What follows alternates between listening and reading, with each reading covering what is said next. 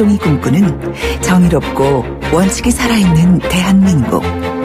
청취자 여러분과 함께 만들어가겠습니다.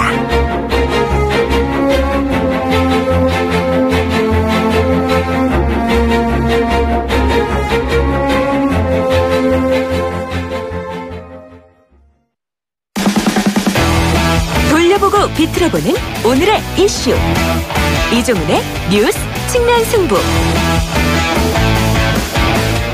네, 오늘 핫이슈 한 가지 돌려보고 삐틀어 보겠습니다. 가능하다면 짤짤 짜서 물기를 확 빼버리겠습니다. 시사계 측면승부사 이종훈 박사 오셨습니다. 안녕하십니까?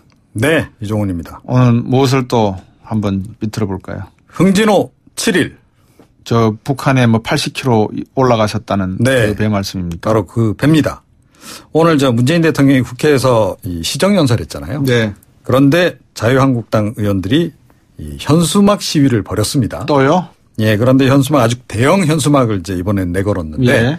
그 세 장 가운데 한 장의 내용이 북 나포선 7일간 행적 밝혀라. 예. 나포선 7일 행적 자기도 모르게 북방 한계선 올라가서 보고잡이 했다면서요. 그러니까 자기도 모르게는 아니죠. 80km는 사실은 의도를 갖고 들어간 거죠. GPS 끄고 갔다는 거 아니에요? 예, 그러니까요. 근데 뭐 다른 의도가 있을 게 뭐 있습니까? 어부가 고기 많이 잡는 의도밖에는. 네. 우선 이제 자유한국당에서 문제 삼는 것은 뭐냐면, 그러니까 이 동해해양경찰서에서 21일 날 이미 예. 연락이 끊긴 직후에 예. 이미 상황 파악하고 예. 이 위치 보고 미이행 선박으로 정해서 수색도 했고 예. 또 곧바로 또 이 해군에 알려서 함께 또 수색 작전 벌였고 예. 그 다음 날 22일 오전에는 또 청와대를 비롯한 예. 각 기관에게 이제 이 상황 전파까지 했는데 예. 송영무 장관은 예. 국감에서 이제 보고받지 않았다. 그랬었죠. 보도 보고 알았다. 이렇게 그랬습니다. 했는데 예. 저도 들었습니다. 이거 위증한 거냐 뭐냐. 왜요? 아니, 그러니까 이 일지가 나와 있다고? 해경에서는 이렇게 전파를 했다는데 예, 국방부 예. 장관이 왜 이걸 보고를 못 받았냐. 저 보고받고 국가 비상 타워가 아니겠죠. 뭐. 그러니까 보고받고 뭐 보고 안 받았다라고 얘기한 거거나 아니면 이거 모르고 있었다면 이건 문제 예. 아니냐. 이제 이런 지적인 그걸 거고요. 다 어떻게 배 한 척 두 척이 저 북한에 넘어가는 걸 다 어떻게 국방부 장관이 알아야 됩니까? 야, 뭐 그래도 하여튼 어찌됐건 나포 문제는 좀 심각한 예. 문제니까요. 나포 문제. 그리고 이제 지난달 25일에는 그러니까 그 납포되고 나서 이제 며칠 뒤죠. 예. 문재인 대통령은 한국 시리즈에서 이제 시구까지 했단 말이죠. 그러니까 대통령도 이게 이 보고를 받았을 텐데 이거 뭐 문제 있는 거 아니냐라고 무슨 지금 말씀인지 알겠습니다. 예. 예. 그런데 예. 자유한국당이 제기하는 문제는 약과고요. 예. 보수단체 쪽에서는 더한 의혹도 지금 제기를 하고 있습니다. 어떤 의혹입니까? 흥진호에서 내린 선언들을 보니까 좀 수상하다. 예. 20, 30대 너무 나이가 어리다. 예. 보통 보고잡이는 경력이 많은 고령층이 하는데 이상하다. 예. 또 차림새도 이상하다. 청바지에 백팩까지 메고 선글라스를 끼는가 하면 마스크까지 착용을 했고. 예.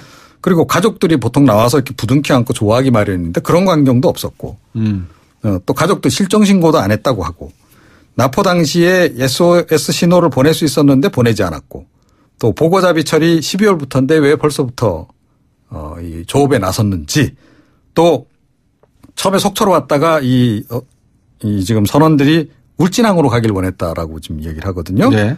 선적은 경주 간포항인데 예. 그래서 지금 보수단체 쪽에서는 이 사람들 북한 공작원 아니냐. 북한 공작원이요? 네. 이들이 핵배낭을 들고 왔다. 예. 원전 가까운 울진에 일부러 내려서 핵배낭을 설치를 하고 예. 트럼프 대통령 방한 때 예. 이거를 이제 그 볼모레에서 뭔가 일을 꾀하려는 거 아니냐라고 하는 의혹까지 나오고 있고요. 또 일각에서는 이 흥진호가 이 임종석 비서실장 청와대 예. 뭔가 비밀 지령을 수행한 거 아니냐. 그러니까 대북 지원금을 가지고 올라가서 이 자금을 가서 전해주고 또 내려올 때는 이 북한 부대원과 핵배낭을 싣고 왔다. 거기까지만 하시면 안 되겠습니까? 더 들어야 됩니까? 네. 제가 좀 정리를 해드렸습니다. 최근에 제기되고 있는. 이거 팩트 체크할 필요도 없는 것 같은데. 예. 그런데 이제 팩트 체크를 안 할 수는 없죠. 가장 중요한 건 선언들 아니겠습니까? 핵심은. 오늘 중앙일보가 인터뷰를 했더라고요. 아, 그렇습니다. 선언들하고? 선언 한 명하고 이제 인터뷰를 했는데 북한 억류 기간 내내 돌아오면서도 혹시나 살아남지 못할까 걱정을 했다. 돌아오고 나니까 우리를 공작원 간첩이라고 매도하는 기사를 봤다. 억울하다. 우리는 선량한 대한민국 국민일 뿐이다라고 예, 인터뷰를 했고요. 그리고 왜 마스크 썼냐라고 물으니까 얼굴이 알려지면 가족들이 시달리고 피해를 볼 것 같아서 썼다라고. 과거에는 사실은 이렇게 북한 갔다가 이렇게 납포됐다고 오면 이분들도 굉장히 의심도 많이 받고 그랬잖아요. 예, 이게 뭐 북한 쪽에 이제 뭔가 이렇게 공작에 지금 이제 약간 그 활용된 거 아니냐라는 식의 네. 그렇습니다. 근데 북한도 충분히 조사를 했을 거 아니겠습니까? 이 사람들을 데리고. 그죠? 예, 그렇죠. 예. 그러니까 북한에 억류된 동안에 그럼 뭘 했냐라고 이제 또 기자가 물었더니요. 그러니까 우선 원산항으로 좀 데리고 갔답니다. 그리고 허름한 숙소, 뭐 추정컨대 여인숙, 뭐 이런 정도의 이제 수용을 했고 방 한 개에 2명씩 감금을 했다는 거죠. 허름한 숙소. 제가 보기엔 북한에서는 이런 데를 초대소 이렇게 부르지 않나요? 네, 어찌됐건. 그래서 이제 이렇게 조사를 계속 받았고 뭐 이 개인 신원이라든가 조업 경위 또 이 배타적 경제 수역을 넘어서 온 이유 뭐 이런 것들을 했고 가혹 행위라든가 뭐 월북을 권유한다든지 이런 건 없었다 그러고요. 감금된 방에서 TV로 북한 방송만 보게 했다고 합니다. 네. 얼마나 깊숙이 들어갔길래 잡혔어요, 이렇게? 조금 전에 이제 말씀하셨듯이 80km 정도 들어간 거죠. 50마일. 사실은 이제 이건 이제 선장이 밝혀야 될 부분이긴 한데 이 선장이 좀 일부러 그쪽에 뭔가 좀 더 많이 잡을 수 있을 것 같다는 생각을 좀 느낀 게 아닌가. 그래서 이 GPS 플로터 이것까지도 뭐 끄고 통신 장비 다 끄고 갔다는 거죠. 그런데 이제 정부 합동조사단이 이제 요 GPS 플로터를 일단 복구 가능한 범위 내에서 이제 다 복구를 해서 이제 조사를 해봤더니 한 80km 정도 들어가서 한 20여 시간 정도. 그러니까 거의 하루 조금 안 될 정도 머물다가 왔는데 이 선원 한 분이 이제 증언한 바에 따르면 그때 북한 어선들하고 만나서 다툼이 있었대요. 뭐 욕도 하고 그랬다. 그래서 아마 이들이 신고를 해서 북한 경비정이 출동한 거 아니겠느냐라고 지금 이제 얘기를 하고 있고 북측 경비정하고 맞닥뜨려서 이제 21일 오전 그게 0시 30분 그러니까 12시 반 정도 되는 거죠. 전속력으로 남하하다가 1시간 만에 이제 납포 당했다고. 좀 그렇게 지금 일단 이야기는 하고 있습니다. 아이고, 이 문제를 세월호 하고 견주려고 하는 분들이 계신다는 말씀을 듣고 답답해지네요. 오늘 말씀 잘 들었습니다. 고맙습니다. 네. 이종훈 박사였습니다. 청취자가 묻고 박 박사가 전한다. 방송을 들으시면서 궁금하신 사항은 문자 메시지로 보내주세요. 샵 0945번, 우물정 0945번으로 짧은 문자 50원, 긴 문자 100원의 정보 이용료가 있는 문자 메시지로 보내주시면 박 박사가 꼼꼼하게 읽고 인터뷰에서 대신 질문해드립니다. 오늘 들으신 인터뷰 방송은 YTN 라디오 곽수중의 뉴스 정면 승부 홈페이지나 팟캐스트, 팟빵을 통해 다시 확인하실 수도 있습니다.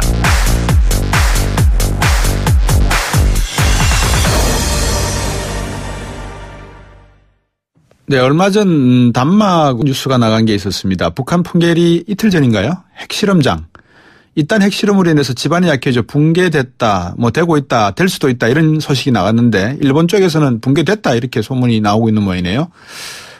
인근 주민들 방사능 피폭 피해 호소하고 있다는 주장도 제기됐습니다. 풍계리 인근 주민들. 한국지질자원연구원의 박정호 지진연구센터장과 함께 이 문제 짚어보겠습니다. 안녕하십니까? 네, 안녕하십니까? 일본 언론이 어제 날짜로 9월 10일 날 북한이 6차 핵실험했을 당시에 핵실험장 풍계리 붕괴해가지고 200여 명이 사망했다 이런 보도를 냈는데 어디서 소스가 나온 걸까요? 예, 저도 직접 정보통은 알 수 없지만 언론에 나온 것을 보면은 아사히 신문이 북한 소식통을 통해서 접했다라고 되어 있습니다. 예. 이게 200명이라 그러면은 상당히 큰 규모의 사망이고 또 사고일 것 같은데 이 정도 큰 붕괴면 충분히 우리도 관측을 할 수 있는 부분이 기술이 있을까요? 어떻게 보십니까?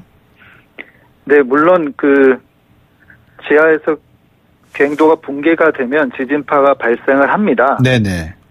언론에 나온 날짜가 9월 10일 또는 10월 10일로 정확하게 보도가 되고 있지 않습니다. 예.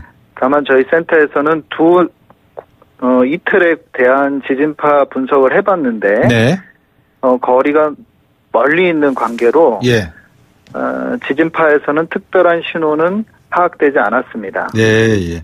그러면 중국 쪽에서는 조금 더 정확하게 알 수 있었을 건데 중국 쪽도 마찬가지 반응을 보이고 있나요? 뭐 아니면 아무런 반응이 없습니까? 중국 쪽은? 중국에서는 아직 공식적인 반응은 그렇군요. 없었습니다. 지난 6차 핵실험 이후에 풍계리 주변 산사태 있었다. 그다음에 큰 동공까지 발생했다. 이런 가능성도 제기됐다고 하는데 풍계리의 집안 상태, 지질학적인 어떤 연구 데이터나 이런 게 있습니까? 저들이? 풍계리 일대는 지질학적으로 중생대 시대에 형성된 화강암 지대로 알려져 있고요. 아, 화강암 토군요. 예. 예. 그 일대는 굉장히 단단한 암석으로 볼 수가 있습니다. 예. 네. 다만 9월 3일날 핵실험을 하면서 예. 그 일대에 상당한 충격이 가해졌는데 풍계리에는 만탑선 정상 하부에서 이미 4차, 5차, 6차 세 차례 핵실험을 하면서 아무리 단단한 암석지대라도 잇따른 핵실험으로 인한 균열이 많이 생겼을 것이고 이번 6차 핵실험에서는 규모가 상당히 커서 이미 생겼던 균열들이 붕괴되는 그런 2차적인 현상들도 관측이 됐습니다. 예. 그렇게 될 경우에 이제 소위 저희들이 걱정하는 부분이 하나가 방사능 유출 문제인데 그 가능성은 없으니까 북한 주민들 가운데서 이미 방사능에 노출이 돼 가지고 상당한 피해를 호소하고 있다. 이런 이야기도 나온다는데 어떻게 보십니까? 이미 4차로 추정되는 핵실험장이 지표에서 함몰되는 그런 위성 사진도 공개가 됐고요. 그다음에 9월 23일과 10월 13일에 있었던 핵실험 여파로 생긴 자연 지진들 현상을 볼 때 만탑산 일대의 지표 붕괴로 인해서 지하 핵실험장에 있었던 방사능들이 누출될 가능성은 있습니다. 다만 어제 뉴스에 보면은 만탑산의 핵실험장 갱도에서 작업을 했기 때문에 상대적으로 방사능 누출은 더 많을 수가 있고요. 공기 중으로 올라가서 바람에 의해서 먼 거리로 가는 방사능 효과는 거리에 따라서 감소하기 때문에 우리나라까지 영향을 주지는 않을 것으로 보고 있습니다. 우리나라까지는 영향이 주지 않을 수 있다. 그거는 또 바람이 부는 방향이 서해에서 동해 쪽으로 바람이 북서풍이 부니까. 그렇습니다. 9월달 한 달 동안의 바람들은 풍계리 지역으로부터 북서 방향으로 그래서 홋카이도와 블라디보스톡 방향으로 상승 기류들이 형성을 되어서 그쪽 방향으로 방사능 핵종들이 날아간 것으로 파악하고 있습니다. 이제 가장 북한이 핵실험을 할 때 우리가 느끼는 우려사항은 두 가지인 것 같아요. 말씀하셨다시피 이게 우리나라에 어떤 환경적 피해를 가져다 줄 것인가. 물론 두 번째는 가장 중요한 거죠. 안보적 상황에서 북한과의 어떤 내용을 가지고 갈 것인가의 문제인데 기상의 문제만 놓고 봤을 때 이 계속해서 북한이 추가적인 핵실험을 하게 되고 수소폭탄 실험을 하게 되면 결국 우리에게도 영향을 미칠 가능성이 있지 않는가. 아니면 백두산이 화산이 폭발해가지고 전체적으로 또다시 한번 한반도에 어떤 지질학적인 어떤 위기가 오지 않겠나. 이런 우려를 하시는 분들도 계시거든요. 이게 괜한 기후일까요? 어떻습니까? 환경적인 영향은 전 지구적으로 영향을 미치는 것은 부인할 수 없습니다. 방사능 공기 중으로 누출되면서 기류를 따라 흐르기 때문에 다만 히로시마라든지 나가사키 핵폭탄이 터졌지만 일본 전역에 대한 피해라기보다는 방사능 피해는 최대한 200km 정도 내로 한정되기도 합니다. 그래서 핵실험장 주변과 그다음에 인접 중국과의 국경 지역 그 지역에 이제 방사능에 노출되는 농도가 높게 되고 다만 남한 쪽으로 오게 되면 방사능이 일부 날라올 수 있지만 노출되는 농도가 높지 않다면 그것에 대해서 크게 염려하는 것은 좀 안 해도 되지 않을까. 이런 것이 저희 개인 생각입니다. 예. 또 한 가지는 백두산 화산에 대해서 영향을 주는 부분에 대해서 예. 그 약간 논쟁이 있습니다. 아, 예. 그래서 지진파가 영향을 주는 경우 학계에서는 규모 7.0 이상 큰 지진이 있어야 되고 예. 또 한 가지는 백두산이 이미 그 속에 마그마가 가득 차서 예. 분화할 준비가 되어 있을 때 이렇게 건드려줘야 된다라는 두 가지 조건이 만족해야 됩니다. 예. 근데 지금은 6차 핵실험은 규모가 7에 이르지는 못했고 예. 또 한 가지는 마그마의 그 활동 상태가 현재는 그렇게 활발하지 않은 상태로 지금 보고가 되고 있습니다. 네네. 네. 그런 두 가지 조건을 봤을 때는 네. 6차 핵실험을 가지고서 네. 백두산의 분화를 촉진하는 것은 조금 해석하는 데 있어서 무리가 있지 않느냐. 네. 다만 백두산 자체는 지질학적으로 큰 분화의 사이클이 있습니다. 네. 그래서 946년도에 대규모 분화가 있었는데 네. 우리가 걱정하는 것은 대규모 분화는 굉장히 오랜 시간이 걸립니다. 예. 보통 한 10,000년 정도로 보고 있는데요. 예.